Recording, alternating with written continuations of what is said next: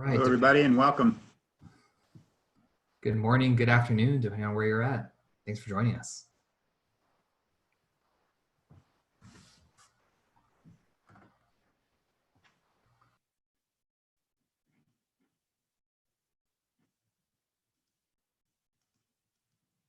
John, I'll give it another minute or so and we'll get started. Sounds great.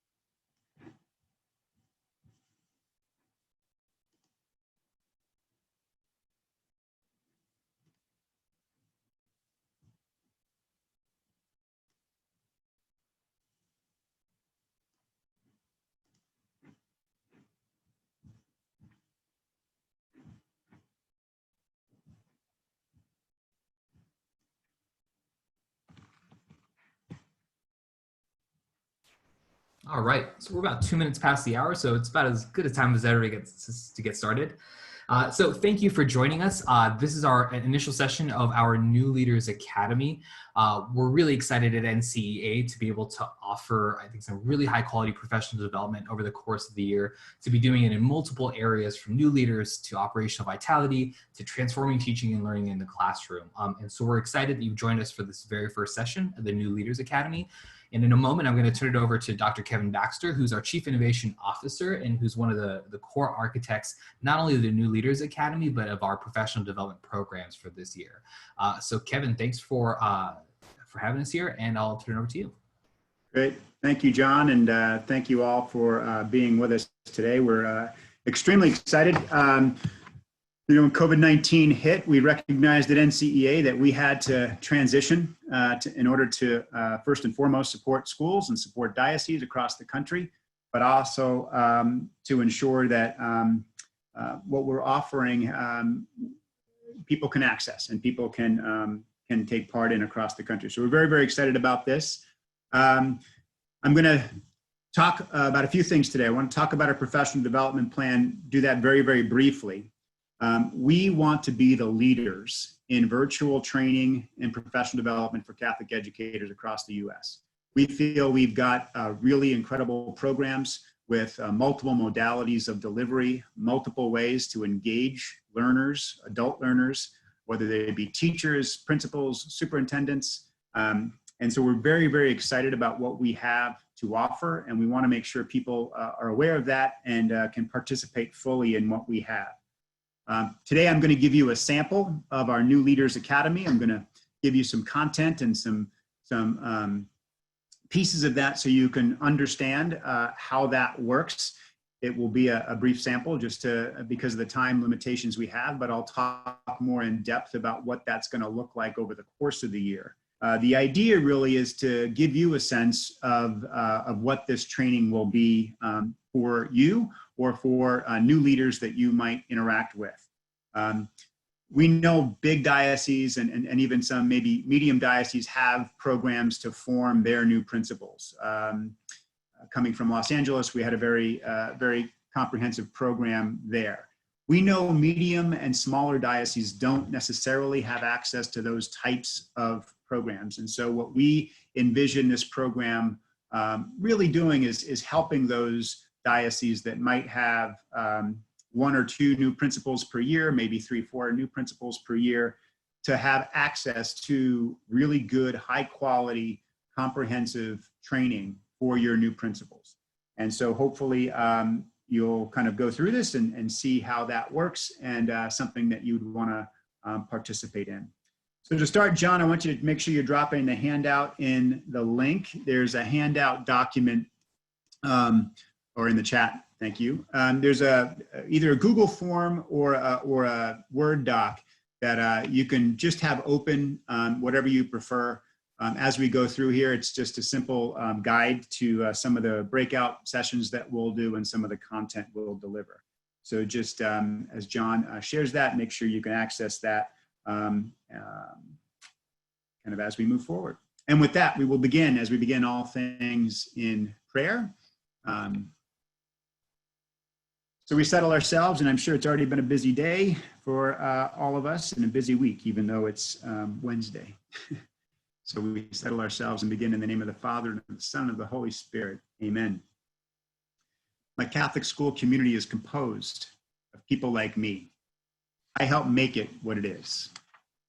It will be holy if I am. It will be prayerful if I am. It will be friendly if I am. It will do great work if I do great work. Its classrooms will be filled if I help fill them. Its adults and young people will grow in charity if I practice it. Its ministries will be active and engaged if I am active and engaged. It will draw others into its worship and learning if I invite them. Mine will be a Catholic school community of loyalty and love, of fearlessness and faith, of compassion, charity, and mercy. If I, who help make it what it is, am filled with these same things. Therefore, with the help of God and the guidance of our Blessed Mother, I dedicate myself to the task of being all the things that my Catholic school community is called to be. Amen. In the name of the Father, and of the Son, and of the Holy Spirit. Amen. So I want to just talk briefly about format, and I'll get into some more detail about all of our professional development offerings later in the session. But we are really thinking about this in a virtual way. All of our offerings for the coming year, including our convention in April, will be virtual. We've made that difficult decision. We know how important it is to gather as a Catholic school community across the country, and we look forward to being able to do that again as soon as we can. We recognized both the virus and the financial limitations to travel and all those types of impacts that we're seeing across the country are going to limit that. So we really are focused intentionally on making sure what we do in the virtual space is productive, is conducive to learning, and something that can really engage learners. So all of our professional development for this coming year will have multiple components. We'll obviously have synchronous sessions delivering content in chunks and bits and pieces. We are also very excited about our professional learning networks, which again, I'll talk about in a little bit more depth later on, but these are networks to connect Catholic educators across the country via Zoom. So they're able to learn from each other, collaborate, and problem solve. We will also have one-to-one executive coaching sessions with trained coaches from NCEA. These are veteran Catholic school leaders, veteran Catholic school teachers who would be one-to-one coaches with people who are participating in our professional development. And then access to numerous resources, videos and content and articles and those types of things that we will have. So we're very, very excited about how we've structured this for the coming year, and we look forward to sharing it with you.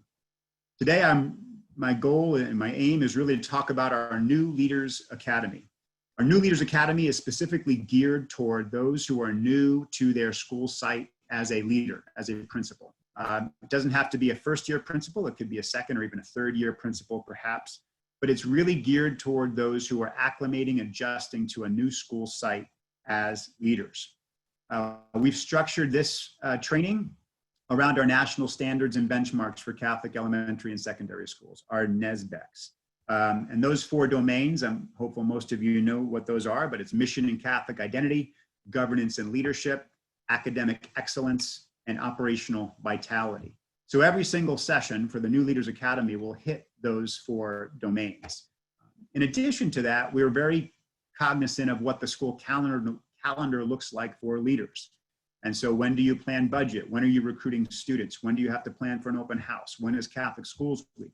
All of these things that really impact leaders, and they have to be thinking of this over the course of the year. So when we have different sessions scheduled, it will be addressing those key issues that are relevant for that time on the calendar for the school year.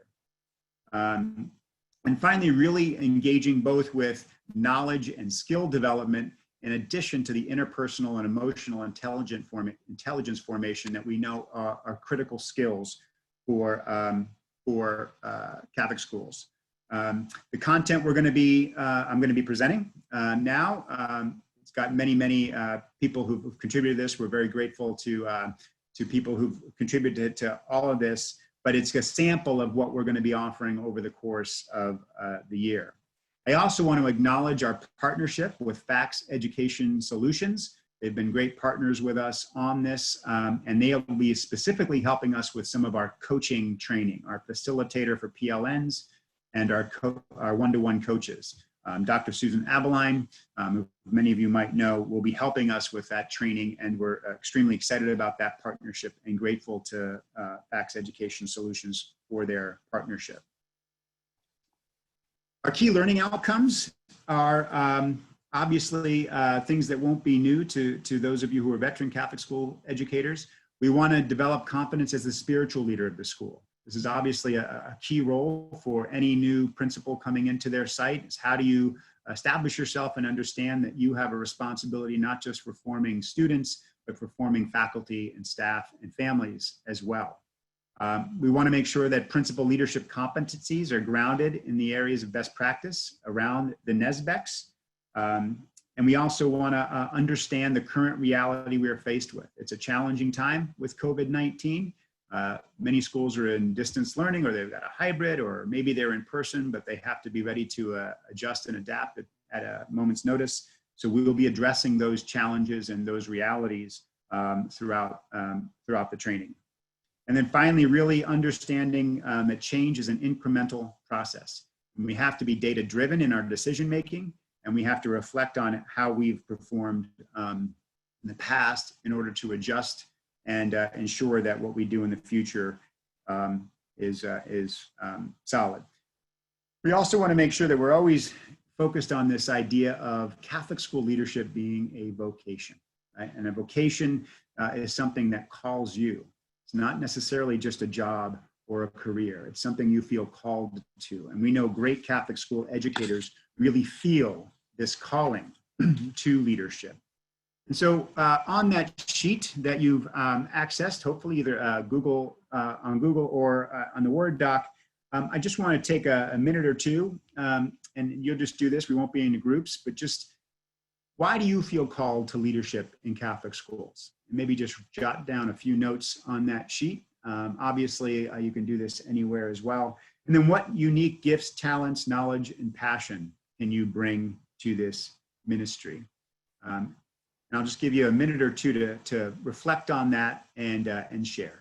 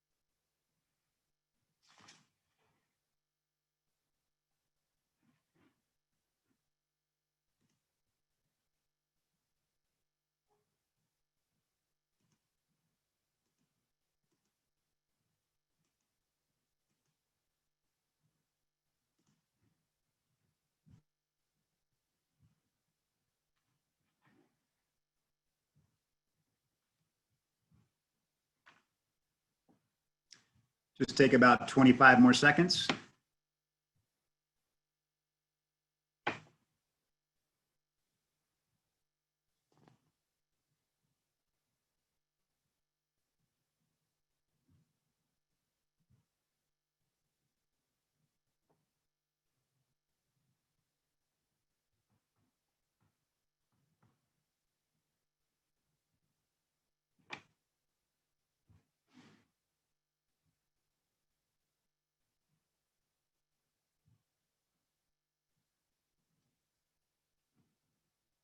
Okay, great. Obviously, you see this when we do the session, we'd have a chance to kind of share either in a small group or we'd share in a larger group some of these. We're going to just move on, obviously maintain that sheet as we go through, and as you've reflected on this, we'll see its application as we kind of move forward. So the call to leadership, this idea of vocation, and we use that word in our Catholic faith, obviously, for those who are called to religious life often, but Catholic school educators, principals, and teachers feel this same pull, the same sense of ministry in their work.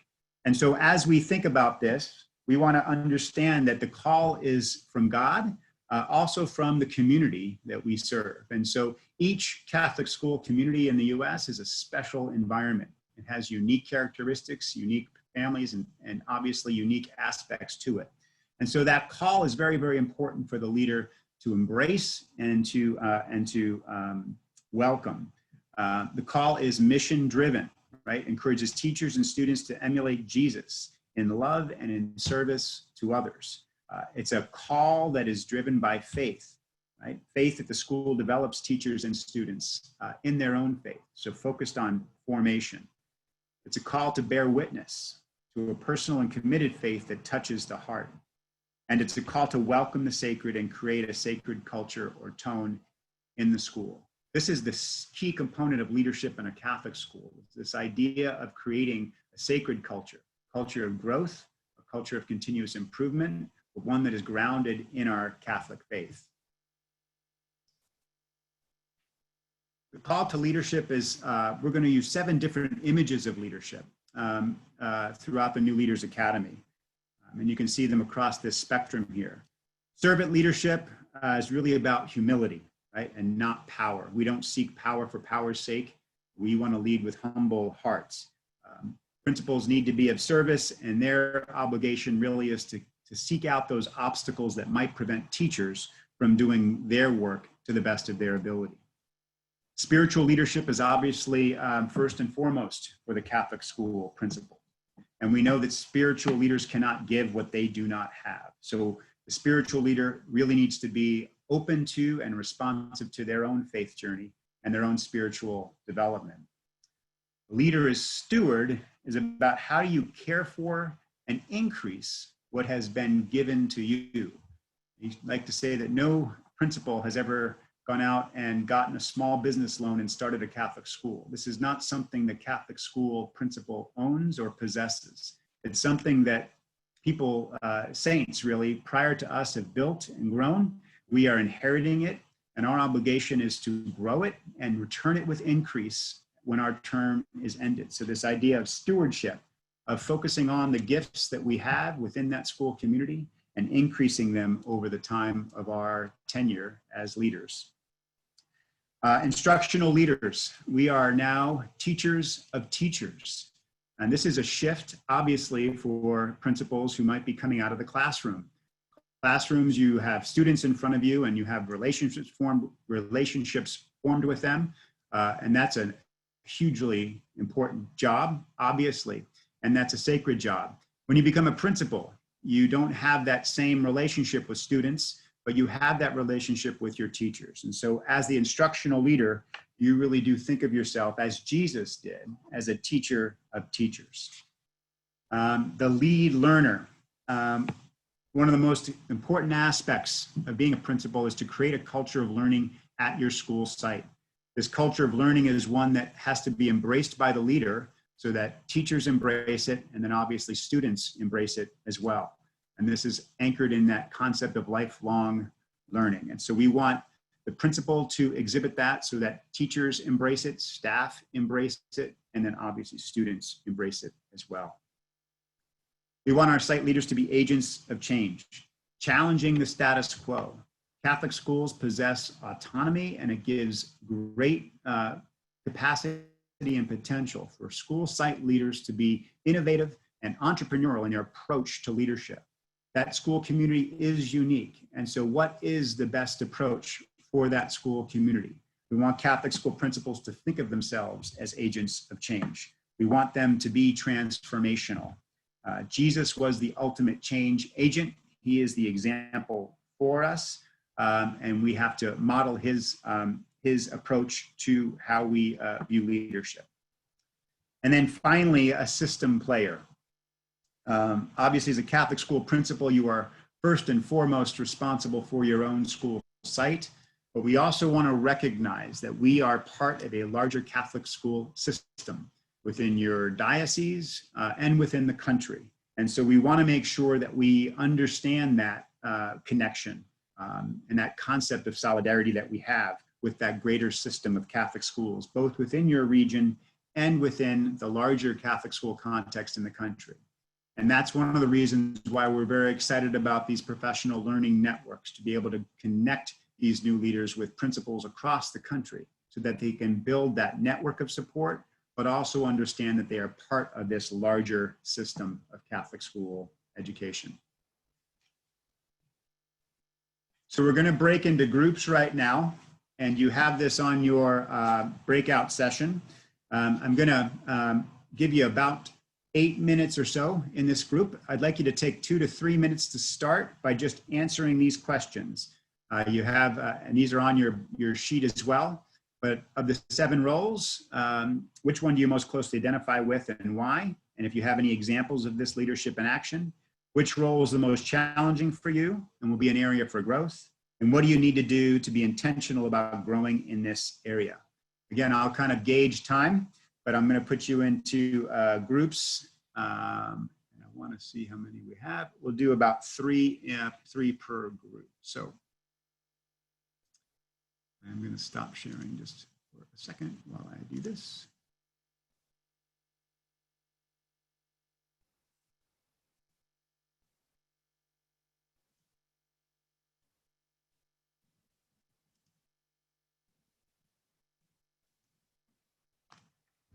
So you will go to a room and I'll call you back in about 7-8 minutes.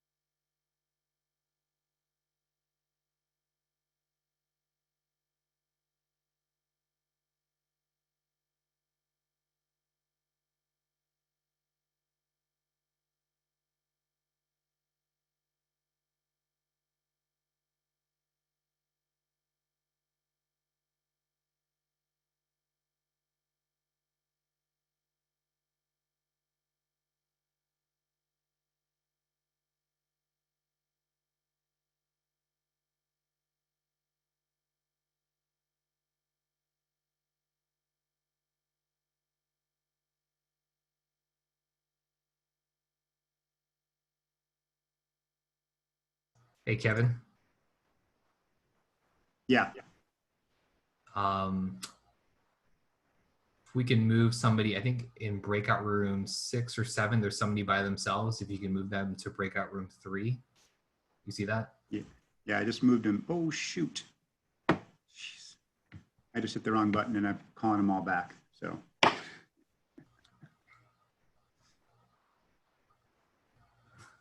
I did that and then, yeah. We'll go. But I'll do that for next time too. Great.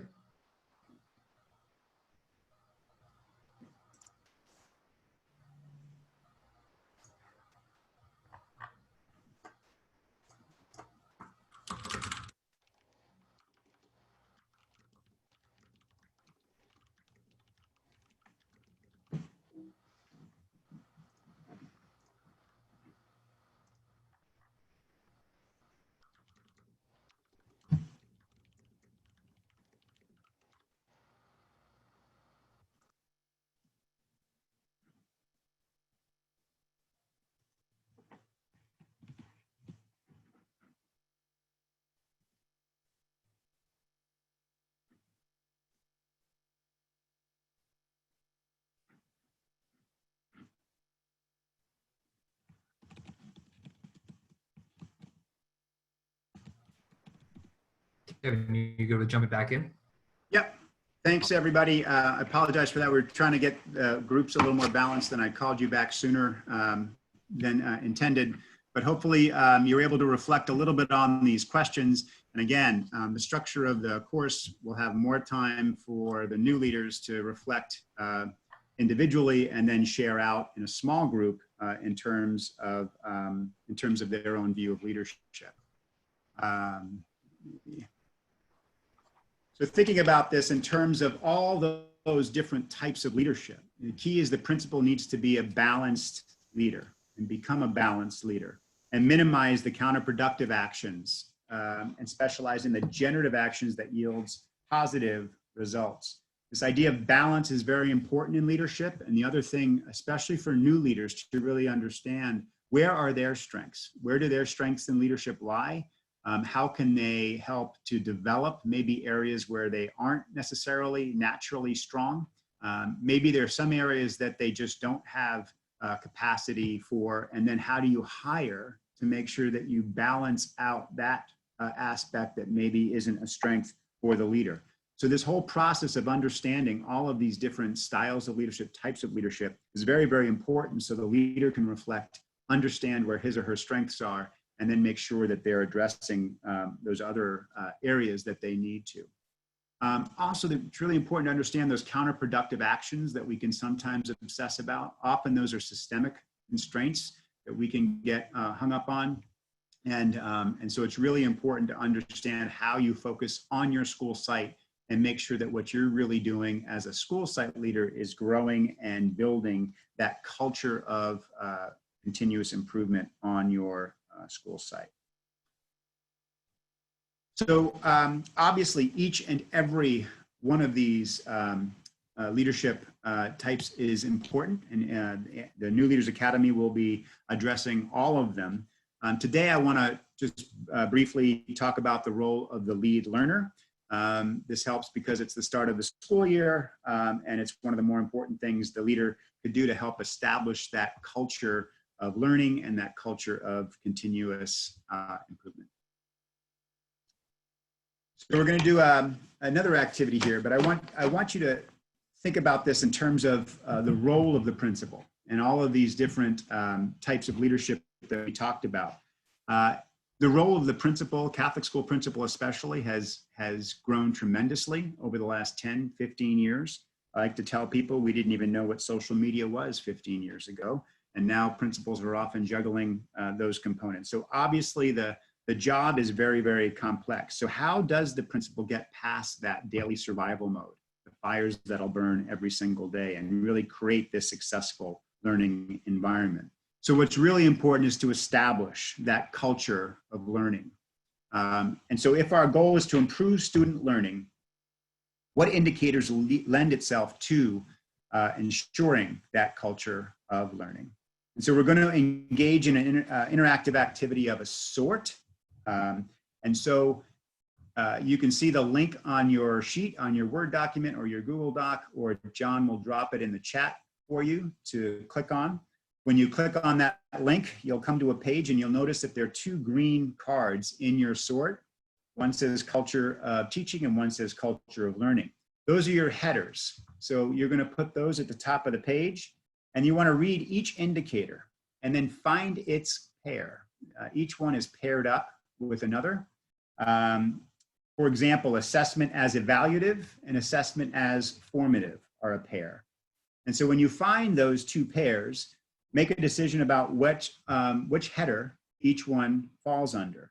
So in this example, under culture of teaching, we'd have assessment as evaluative, right? Because evaluative assessment really doesn't allow much room for growth or feedback.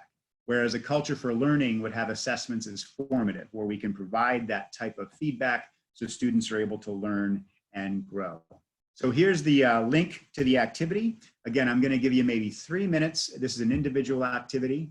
Again, you can see how we could make this also a group activity, but for now, we'll just have you individually take a look at that sort and find the pairs and then put them in the categories of a culture of teaching versus a culture of learning.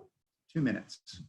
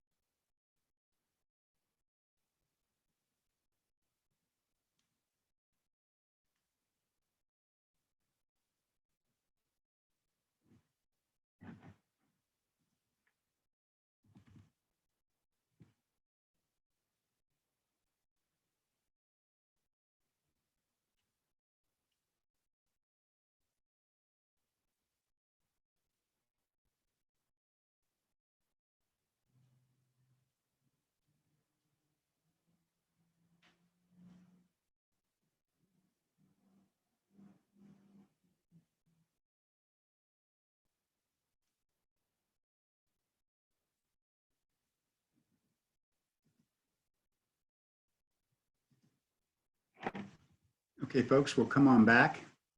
Hopefully you navigated the sort activity well. We'll go through this just to kind of give you a highlights of each one of these. And so culture of teaching, culture of learning. Obviously, culture of learning really believes that every child can and will learn, right? Versus the bell curve concept where it assumes that we have some students that just aren't able to learn. Educators are responsible for student learning versus educators are responsible for teaching. This is one of those shifts that we really want to make sure Catholic school educators understand. And in the past, as some kind of historic past, we sometimes talk about it. So, well, I taught that material and the kids didn't learn it. Well, the teacher's responsibility really is to make sure that the students do learn it. And so how are you ensuring that that takes place? Focus on mastery of standards, mastery of concepts versus just covering material. The days of just making sure the textbook gets covered are long gone. And so how do we focus on those standards and make sure that students master those concepts? Strategies for how students learn versus just for studying. Studying gets them through that one assessment, but strategies for learning are things that they can embrace and learn for life and use in multiple contexts. Studying prepares them to get through one distinct assessment. Students actively engaged in the process versus students as passive receivers. Really thinking about this as a lead learner. Teachers want to make sure that they're part of this process too. So students can bring much to the learning environment as engaging learners. We talked about this one, assessment as formative versus assessment as evaluative. Differentiation of supports versus differentiation of expectations, right? What supports are you providing to the variety of learning styles and variety of students that you have in your classroom in order to allow them to engage and learn and master the content versus differentiation of expectations for different students for different reasons. Isolation versus collaboration. Obviously, we don't want teachers alone in their classrooms focused on these issues. We want collaboration around how we all collectively can build our capacity to ensure students are learning. Thinking about this in terms of school-wide structures versus grade-specific structures. And we can't ever say, oh, I taught them what they needed in 4th grade and the 5th grade teacher dropped the ball. It has to be something where we think about our school-wide growth, our school-wide capacity to learn, and our school-wide structures to support that.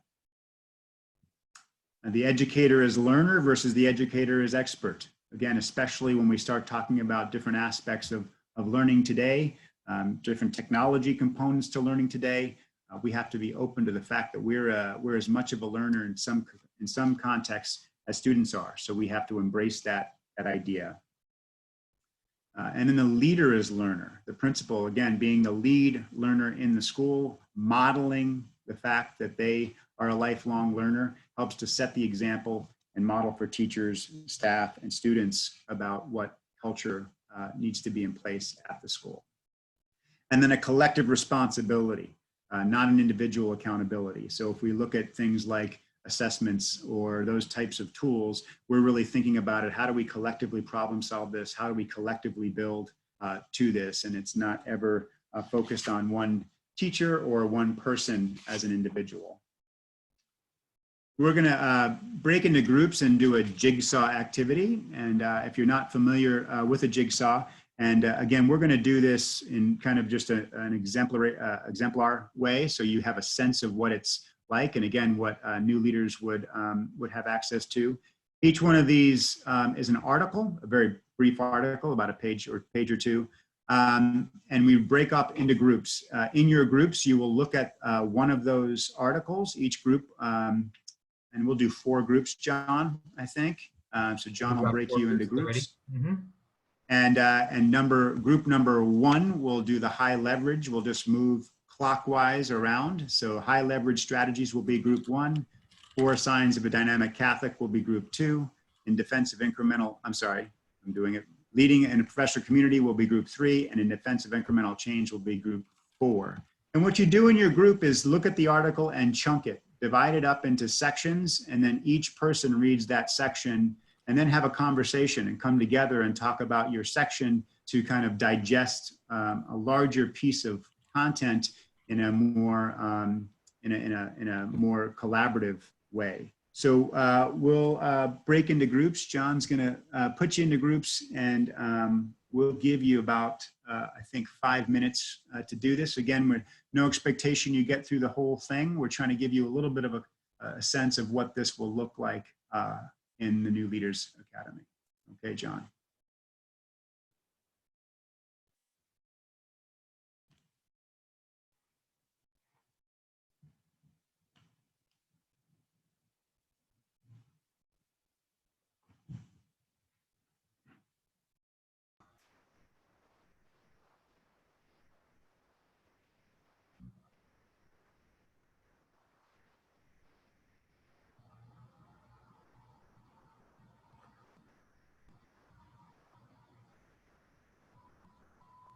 All right, Kevin, Rachel, I'm going to drop you guys into rooms, but you guys should be able to go in and out of the rooms as you please. All right.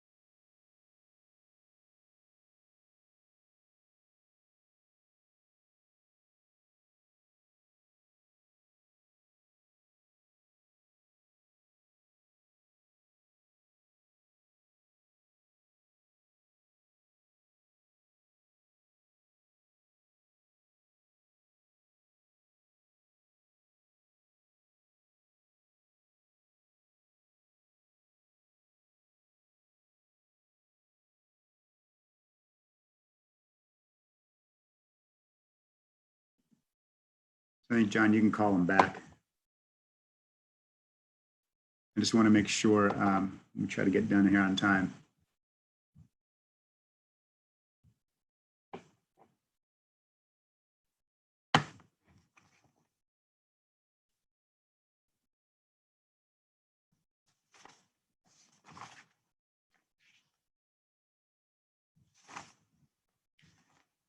John, I'm going to skip that last one. I was going to have them go into breakouts for setting the culture from a distance, but I'll just skip that one.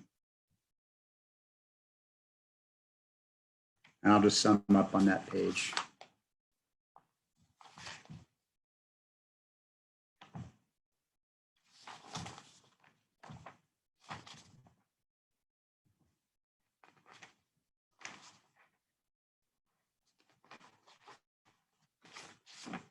And then John, do you have the interest form link? Thank you. It's ready to go. Good. I don't have that on my. Okay. And I might take over screen share for a quick minute to be able to walk people through it. Okay. Awesome. That's terrific. Kick it over to me, then we'll be good. Okay. I'll go through the rest of this. We got about 15. Well, I have about 10 minutes. I'll try to give it to you about 10 minutes. Here we go.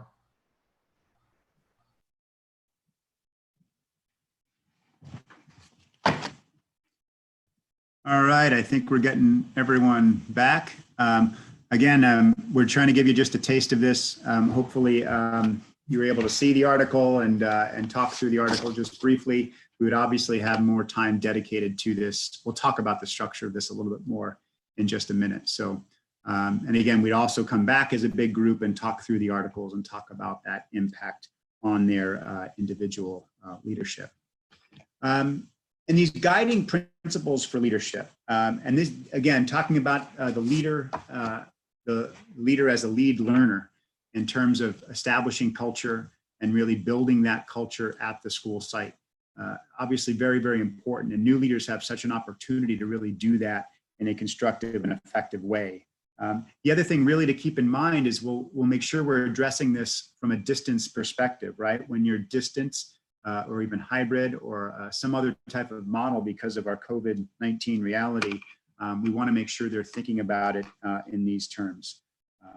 And so the guiding principles for leadership, the educator as learner, teachers and principals should always be learning, modeling that lifelong learning.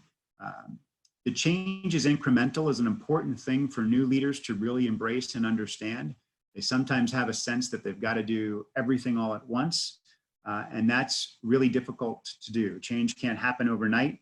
We have to understand it's a step-by-step process, and really forming relationships and building culture that first year is often ideal if the new leader can have that breadth. Sometimes issues do require more immediate attention. And again, that's why this network component and the coaching component can help address some specificities with regard to their sites. Maintaining that loose, tight balance. It's really making sure that you've got clear expectations and those expectations are understood and they're rooted in kind of core values. But there's also room for individuality, creativity, and voice. We want to make sure teachers feel that they have capacity to share and some sense of their own individuality in terms of what's happening in the school and in their classroom. Collective capacity building, and again, this is something so essential for new leaders to start to build toward, making sure that that all on staff, and faculty really understand that their growth and their development is something that should be collaborative. It's not an individual game to be a successful teacher. You can be the best teacher in the world, and if you're at a school where other teachers aren't great, it's really irrelevant what you do in your classroom over the course of 1 year. So building that collective capacity is vitally important. And then finally, what are we doing intentionally to shape and foster culture? A culture of continuous improvement, culture of growth. And especially in these times when we're talking about distance and we've got these challenges, we need to reflect on the fact that if culture of our schools is important, if we really do value that, and we need to exist online, then we need to have a collective responsibility to sustain our schools' cultures and keep them alive and maintain their vitality. That's what requires leadership. We don't want the leader to be solely responsible for ensuring that this culture is maintained, especially when we're distant from one another.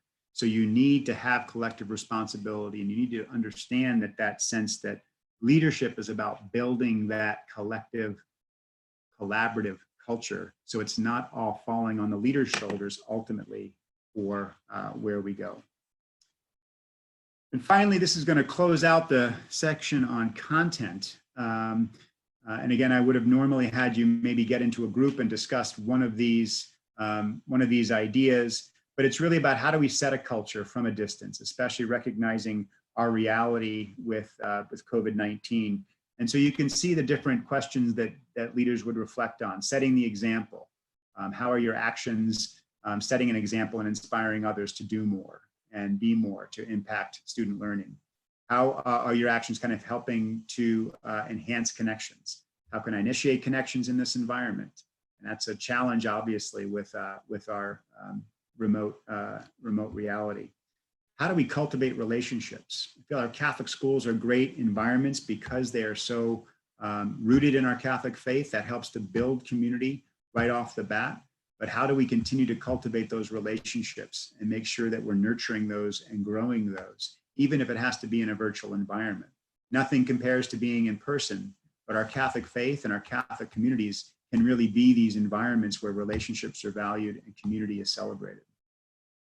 How do we choose optimism, right? Our faith is one of hope.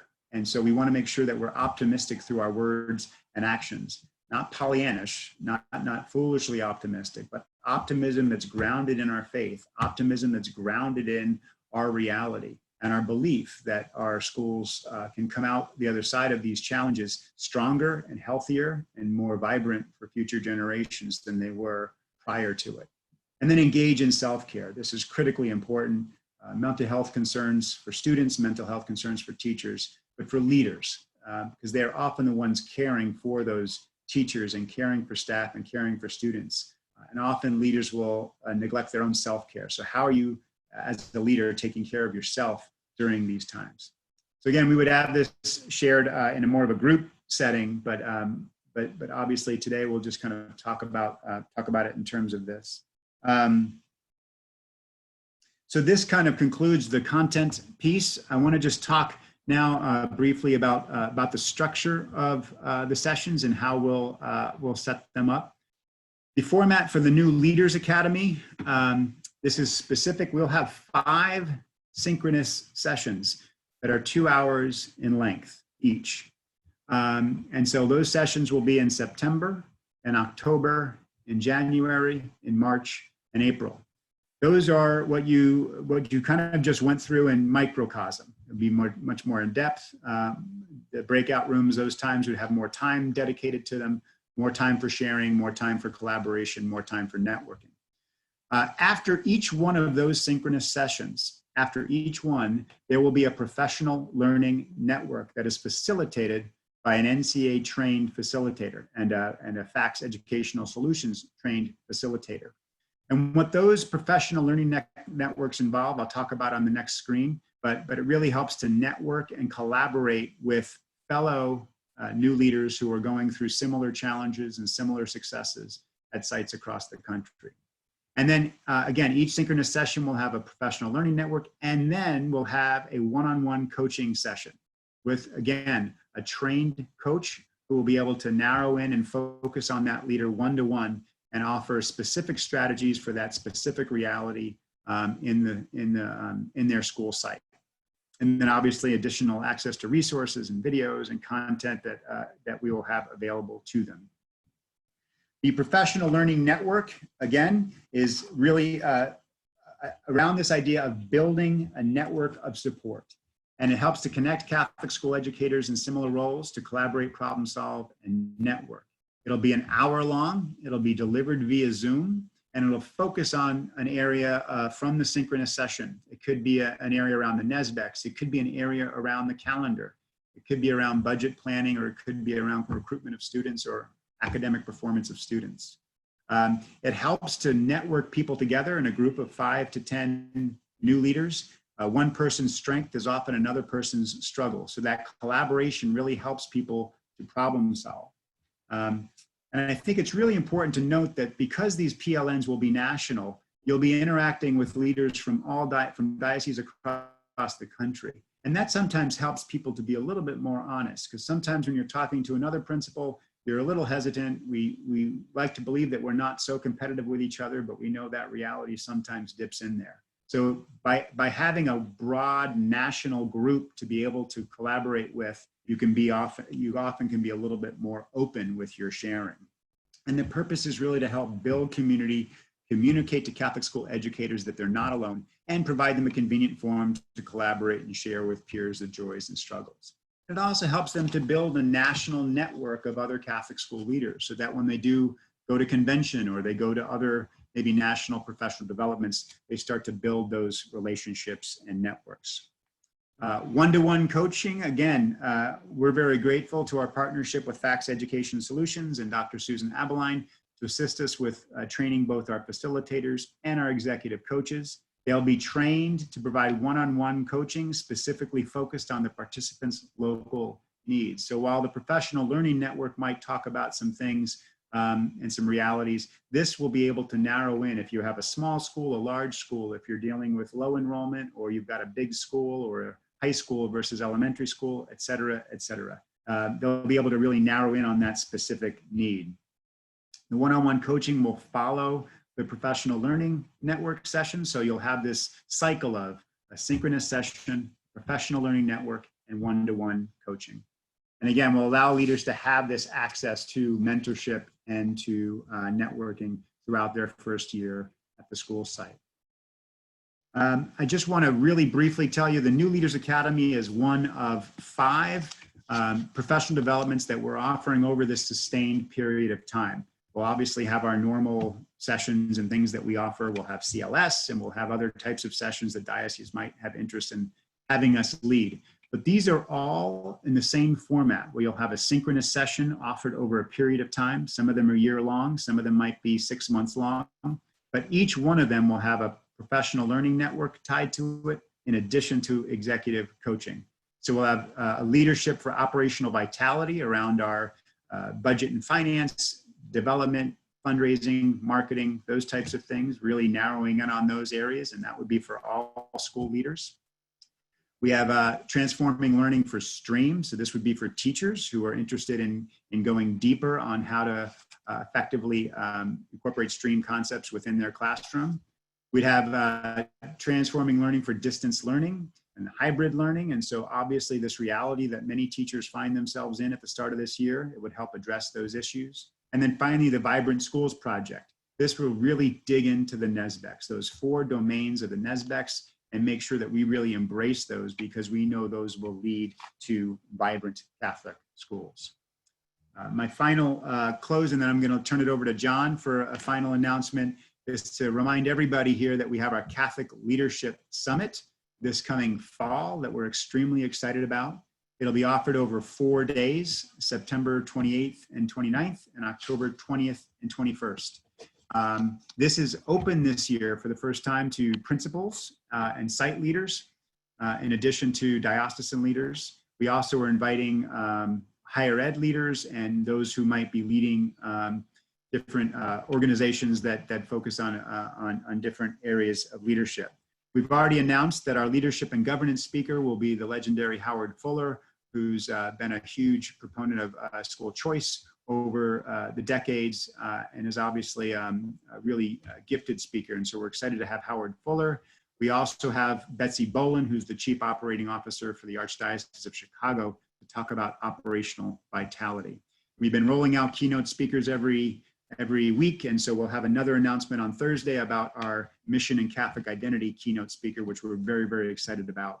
And then next week, we'll announce our speaker for academic excellence.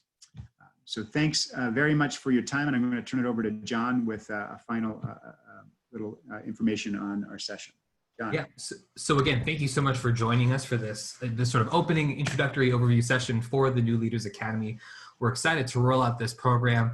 And if you like what you experienced, if you want to learn more about this, and really also if you know another leader who can benefit from this, please check out this interest form. I'm going to drop the link in the chat box right now. I'm going to throw this on the screen real quick just to walk you through it.